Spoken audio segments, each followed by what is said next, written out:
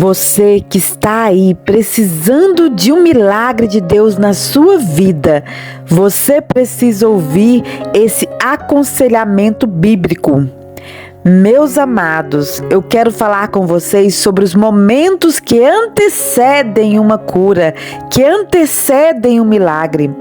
Não tem como falar sobre esse assunto sem falar da fé e de suas etapas. Vocês agora imaginem uma montanha cheia de degraus de baixo até o topo, e lá no topo tem escrita a palavra fé. Os degraus são as etapas que devemos superar para provar que nós realmente temos fé. Dizem que a fé é um estado de espírito em um determinado momento, mas na verdade a fé é muito mais do que isso. Todas as pessoas têm que passar por essas etapas para demonstrar que realmente é uma pessoa de fé. Muitos nomes conhecidos na Bíblia passaram por momentos difíceis somente para que a sua fé fosse provada. Se era uma fé verdadeira ou uma falsa fé. Falsa fé é aquela que a pessoa diz que tem fé em Deus e que até ama a Deus, mas não é praticante da religião cristã, né? Lá em Tiago, capítulo 2, versículo 18 diz: mas dirá alguém, tu tens a fé e eu tenho as obras. Mostra-me a tua fé sem as tuas obras e eu te mostrarei a minha fé pelas minhas obras. Em Mateus capítulo 17 também diz, ali fala de um acontecimento em que Jesus estava indo com seus discípulos ao encontro de uma multidão de pessoas que tinha todo tipo de doença. E quando chegaram àquela multidão, aproximou-se-lhe um homem, pondo-se de joelhos diante dele, dizendo: Senhor, tem misericórdia de meu filho, que é lunático e sofre muito, pois muitas vezes cai no fogo e muitas vezes cai na água. Eu trouxe-o aos teus discípulos e não puderam curá-lo. E Jesus respondendo disse: ó geração incrédula e perversa, até quando estarei eu convosco e até quando vos sofrerei? Trazei-o aqui. E repreendeu Jesus o demônio que saiu dele, e desde aquela hora o menino sarou. Então os discípulos, aproximando-se de Jesus em particular, disseram: por que não podemos expulsá-lo? Jesus respondeu: porque a fé de vocês é pequena. Eu asseguro que se vocês tiverem fé do tamanho de um grão de mostarda, poderão dizer a este monte: vá daqui para lá, e ele irá. Nada será impossível para vocês. Aí você que está me ouvindo do outro lado, você olha para o tamanho de um grão de mostarda e pensa: a minha fé não tem chegado nem a isso. Então eu não tenho fé nenhuma. Se a minha fé não tem mostrado resultados que não chegam nem ao tamanho de um grão de mostarda, como eu posso dizer que eu tenho fé? Meus amados, quando você orar para receber uma bênção de Deus, você precisa acreditar totalmente que Deus irá te responder e fazer aquilo que você pede. Jesus Cristo falou sobre uma onda que vem e leva a bênção embora. Essa onda se chama dúvida. Você não pode ter nenhum resquício de dúvida quando você se chegar a Deus para pedir algo. Acredite, Deus tem poder para te dar muito mais do que aquilo que você pede a Ele. Nesse ano de 2023, eu estava em cima de um monte orando a Deus para me curar de uma dor que já estava há quase um ano que eu estava sofrendo com aquela dor, e várias vezes eu já tinha orado a Deus para me curar daquela dor. Depois de um certo tempo, eu ali no monte orando, eu terminei a minha oração e comecei a descer o monte, e o Espírito Santo de Deus começou a falar comigo. Eu percebi como se ele andasse do meu lado. Ele me disse que era para eu tomar posse da cura, que era para eu acreditar que eu tinha recebido a cura naquele momento da oração. Ele foi me falando sobre a convicção. E eu cheguei em casa, eu senti que aquela dor estava diminuindo. Eu coloquei a mão em cima da dor e repreendi a dor. Eu dizia a dor: Deus já me curou, eu acredito. Sai do meu corpo agora. Eu repreendi aquela dor. Você já não existe mais. E aí eu fui repreendendo e eu fui percebendo que a dor foi diminuindo e foi até eu ficar curada. E a dor não voltou mais. E já tem alguns meses isso. Eu entendi que para a gente receber a cura, não bastava só a fé, porque eu creio totalmente em Deus, eu creio, mas eu tenho que passar por um processo. Nesse processo, tem 4 etapas que eu acho assim que é muito importante. A primeira etapa é a fé que move montanhas. Ter essa fé, você tem que crer naquilo que você pede, senão como é que você vai receber? Também uma etapa que eu acho muito importante é fazer a vontade de Deus. Jesus, ele disse: e aquele que me enviou está comigo. O Pai não me deixou só, porque eu sempre cumpro a sua vontade como lhe agrada. Você viu essa palavra de Jesus?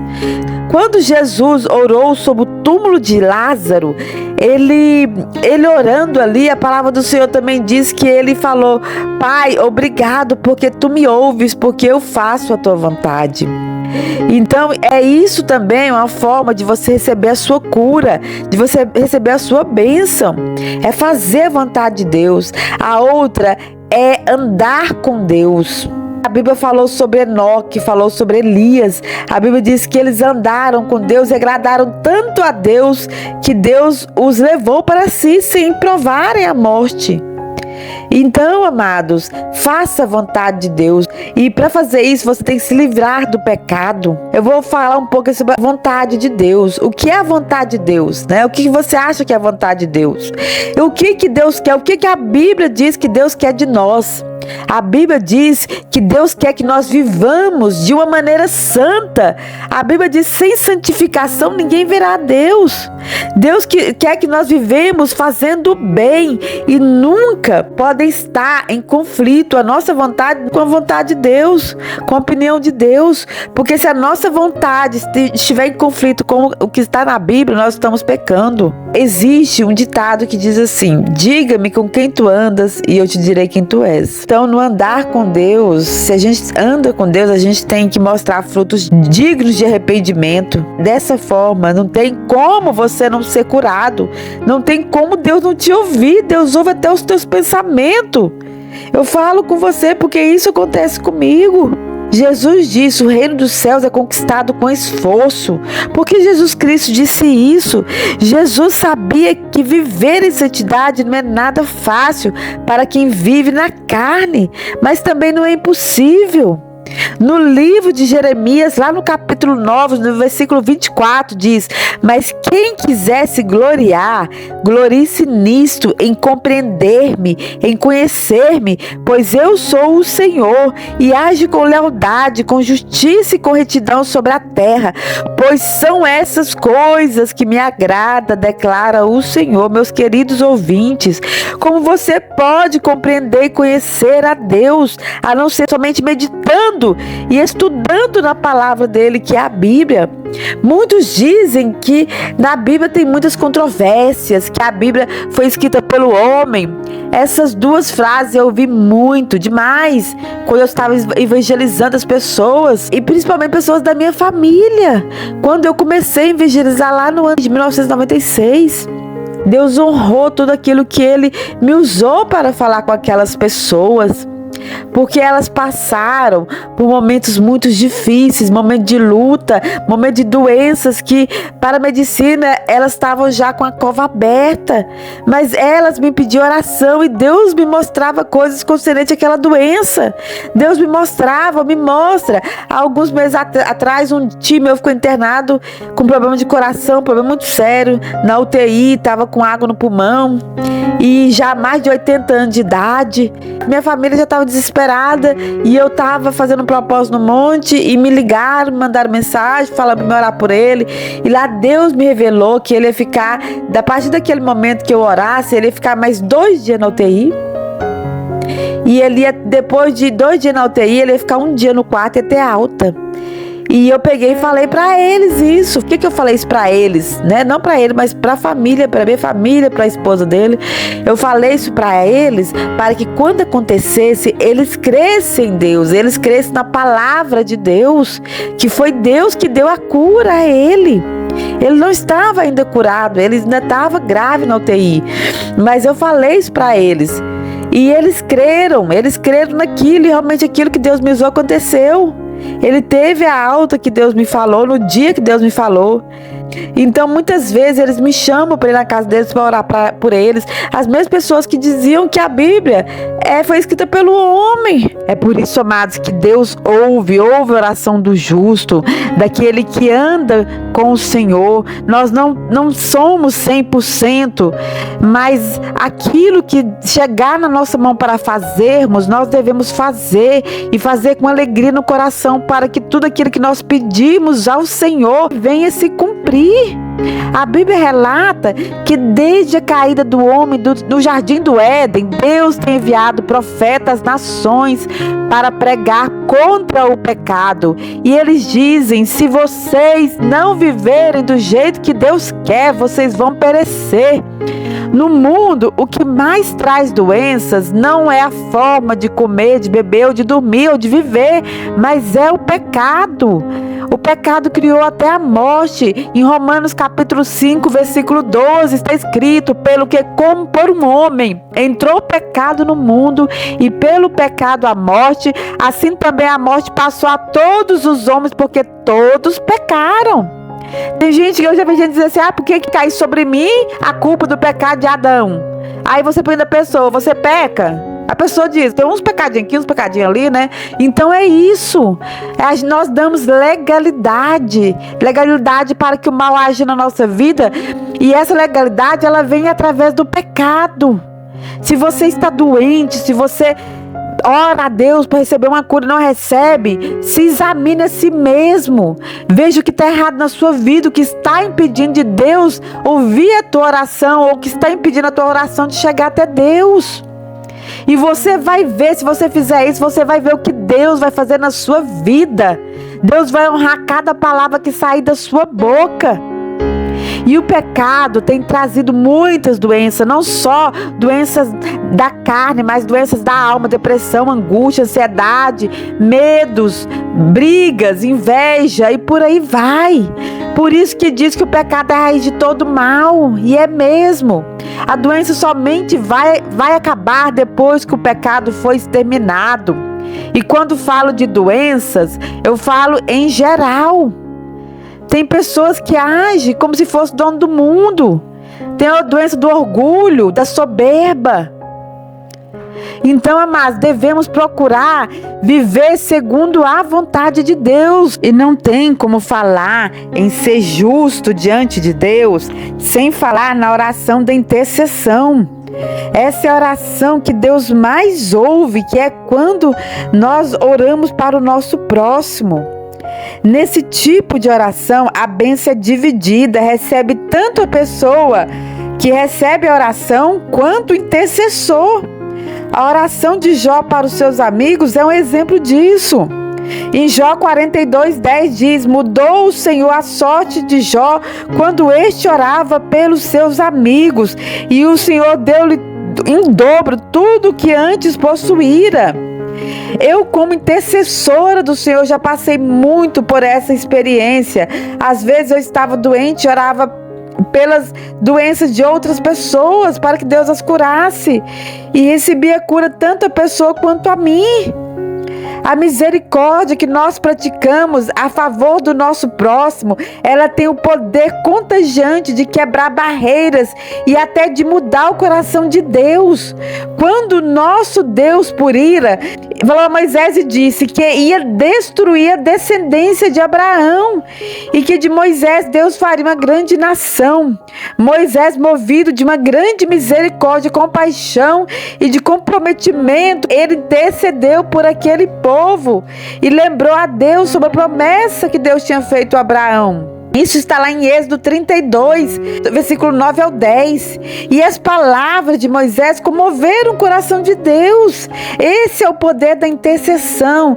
Deus me fala que Ele vai curar a pessoa somente por ouvir. Decante, ítera, me canta. Esse aconselhamento bíblico para mostrar o poder que tem a palavra dEle. Aquele que diz que tem fé, mas não a coloca em prática, está escrito que essa pessoa é mentirosa, que essa pessoa mente, porque a fé sem obras é uma fé morta, como eu já disse aqui. Meus irmãos, que interessa se alguém disser que tem fé em Deus e não fizer prova disso através de obras? Esse tipo de fé não salva ninguém. Se um irmão ou irmã sofrer por falta de vestuário, por falta de roupa ou por falta de comida, e a pessoa disser a ele: procura viver pacificamente, vai te aquecendo e comendo como puderes, e não lhe der aquilo de que precisa para comer naquele momento ou para viver aquele momento, uma resposta tal como essa faria algum bem? Assim também é a fé. Se não se traduz em obras, ela é morta em si mesma. Então, o que adianta você dizer que crê em Deus, mas se você não cumpre a vontade do Senhor, se você vive pecando, vive fazendo coisas que desagradam a Deus, então você não crê. No livro de Tiago, capítulo 2, no versículo 19, diz: crês que há um só Deus, estás muito certo, mas lembra-te que os demônios também creem e tremem. És uma pessoa bem sensata se não conseguires compreender que a fé sem as obras não vale de nada. Não mostrou o nosso pai Abraão que era justo através dos seus atos ao oferecer a Deus o seu filho Isaque sobre um altar? Como vês na sua vida, a fé e as obras atuaram conjuntamente. A fé completou-se através das obras. Por isso as Escrituras diz: Abraão creu em Deus e este declarou como justo e foi chamado o amigo de Deus.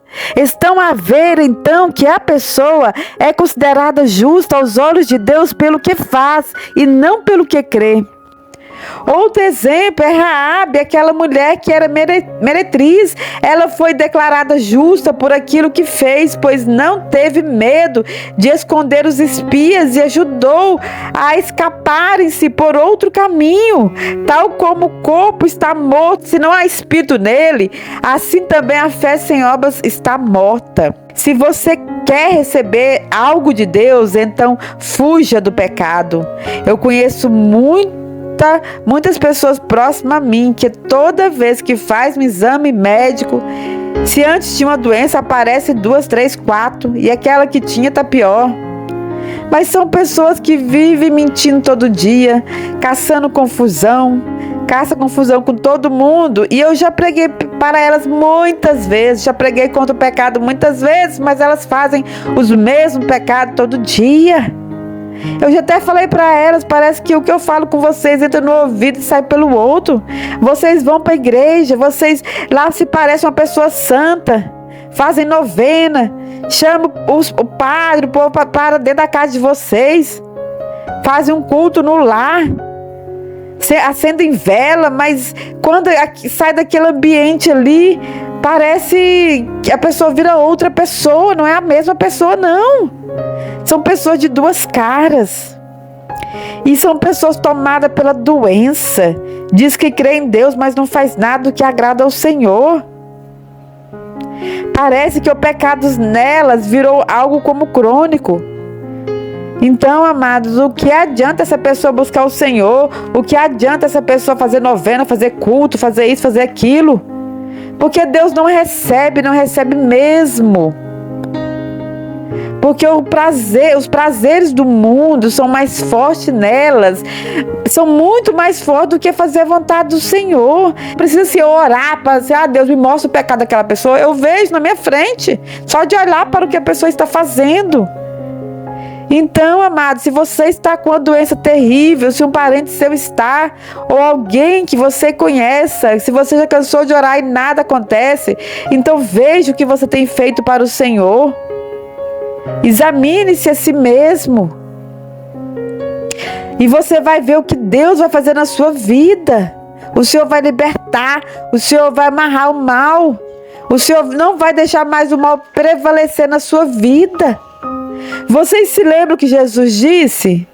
Quão dificilmente entrarão no reino de Deus os que têm riquezas, pois mais fácil é passar um camelo pelo fundo de uma agulha do que entrar um rico no reino de Deus. Está lá em Lucas 18. Essa expressão que Jesus usou foi para se expressar e dizer o quão difícil é para uma pessoa muito rica entrar no céu. Por quê? Porque quanto mais dinheiro a pessoa tem, mais abertas são as portas do pecado para elas.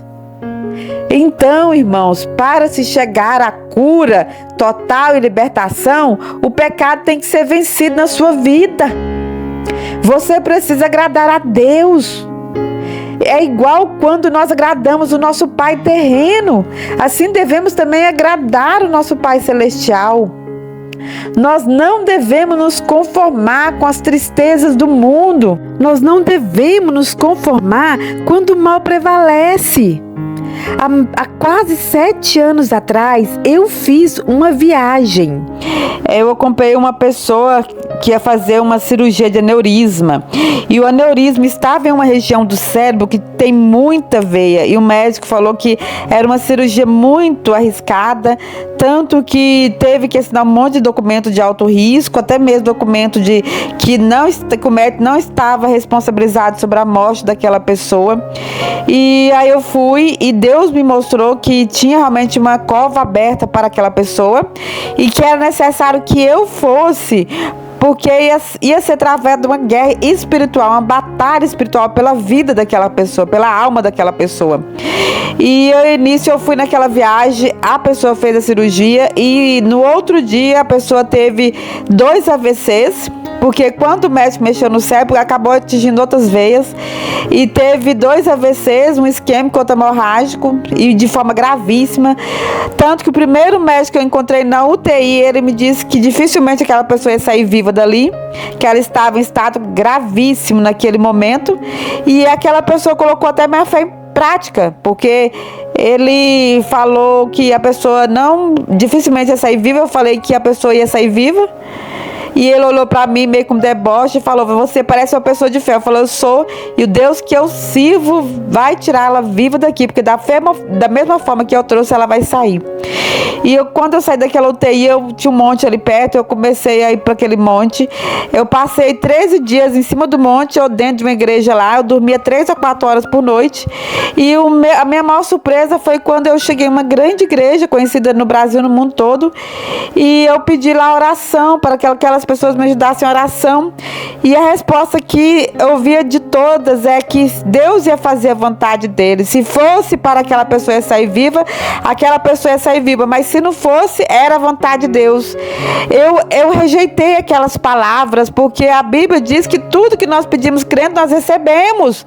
Aquilo que as pessoas estavam falando, estava indo ao contrário do que a própria palavra diz. Que Deus faz, que Deus responde a oração do justo. Então eu tinha ido atrás dos justos. E eu não aceitei aquela oração e comecei uma oração de intercessão para que Deus livrasse aquela pessoa da morte, para que Deus curasse aquela pessoa.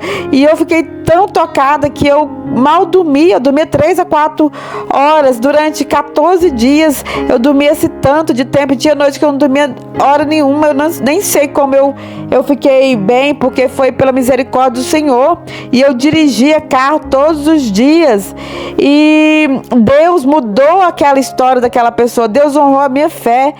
E pelas palavras que eu disse ali, até para as pessoas dentro da igreja, que elas tinham que crer mais, que Deus ia responder, que elas estavam muito conformadas com a situação, que elas tinham passado por alguma experiência, que elas tinham orado e nada aconteceu, e elas ficaram naquela história que, se Deus quiser vai acontecer, se Deus não quiser não vai acontecer. Então, amados, Deus, através de mim, Deus fez a diferença ali, e aquela pessoa, pela misericórdia do Senhor, hoje até já quase 7 anos, a pessoa está trabalhando, e o médico falou que aquela pessoa ia sair rastejando, e andar tá puxando a perna. E quando a pessoa voltou lá no médico, o primeiro dia de retorno, a pessoa chegou andando normal, o médico disse que ficou envergonhado. Falou assim, eu fiquei envergonhado, porque quando a pessoa saiu daqui, ela mal falava, nem andava. E eu falei que era chegar aqui rastejando a perna e chegou andando normal. Então isso, amados, é a fé, é a fazer a vontade de Deus, é andar na direção de Deus. É se livrar do pecado. Você não vai conseguir se livrar do pecado 100%, mas você tem que fazer a sua parte. Amém, amados? Então, essa é a palavra de Deus para com vocês hoje. Eu desejo que Deus toque em vocês que estão me ouvindo agora e dê a vocês muito ânimo e fé para superar os obstáculos que a vida nos impõe, que a vida está se impondo a você.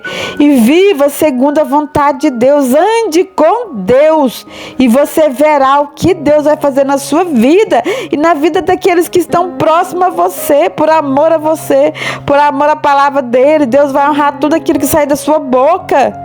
E Deus vai te tirar desse problema que você tá. Eu vejo assim que tem pessoas que os problemas já passaram até a cabeça. A pessoa tá atolado lá no fundo. Tá atolado. E muitas dessas pessoas continuam dando lugar para Satanás. Continua fazendo a vontade do mal e não a vontade de Deus. Que essas palavras possam entrar profundamente em vosso coração. E que Deus possa ser a primeira coisa do seu dia e a última coisa também. Que Deus esteja em seu pensamento 24 horas por dia. E que você honre a Deus em tudo que você fizer. E Deus vai te honrar em tudo aquilo que Ele falar para ti. Amém, amados? Então, essas são as palavras do Senhor para com vocês. E tome posse da palavra e daquilo que Deus tem para com vocês. Amém? Fique na paz do Senhor.